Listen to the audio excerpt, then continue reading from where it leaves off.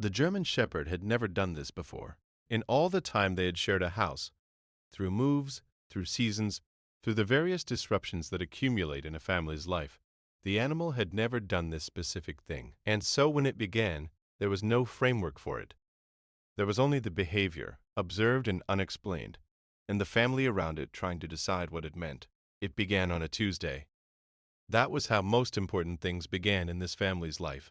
Not dramatically, not at a moment of obvious significance, but on a Tuesday, unremarkably, in the middle of a week that had seemed otherwise ordinary. The German Shepherd began. GSD detected diabetic father about to collapse while holding baby, and no one in the house knew what to do with this.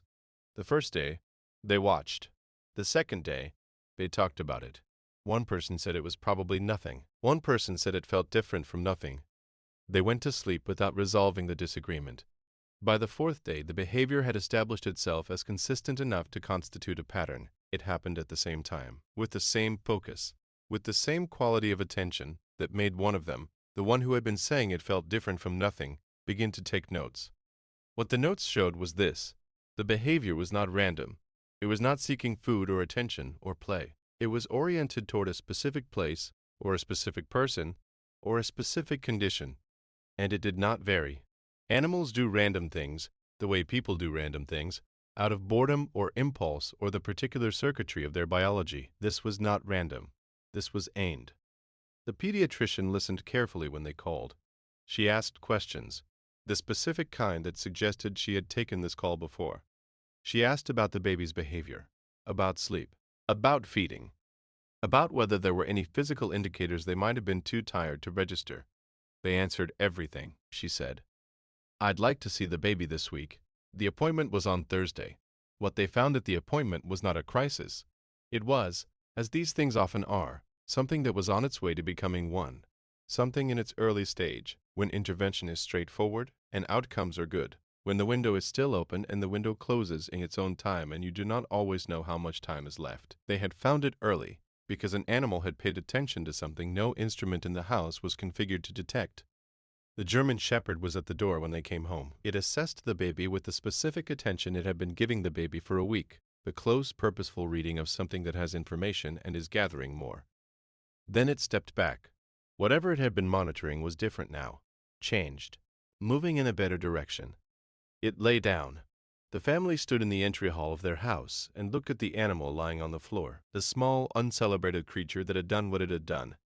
Not because anyone asked, not because there was reward in it, but because it had noticed something, and noticing required a response. That was all. That was everything. They sat on the floor beside it, all of them, in the entry hall.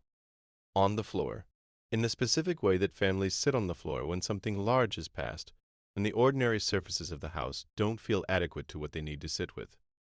The animal put its head down, outside. The afternoon moved toward evening with the usual indifference of afternoons. The light changed. The neighborhood made its sounds. Inside, the family breathed. The baby was fine. The animal was settled. The window they had not known was closing had been held open by something that could not tell them what it knew, that could only show them, every day, with its body and its presence and its refusal to do anything other than what it had decided it needed to do. They stayed on the floor until it was dark. Nobody wanted to move yet. They were still arriving at where they had been taken. Outside the window, the first star appeared in the strip of sky between the houses. The German Shepherd sighed once, the long, complete exhale of a creature at rest, and did not move again that evening. They did not move either. They stayed until they were ready, until the ordinary gravity of the house had reasserted itself. Dinner, baths, the bedtime routines that structure the night, and they could trust their legs to carry them back into it. Then they stood up. The animal watched them go.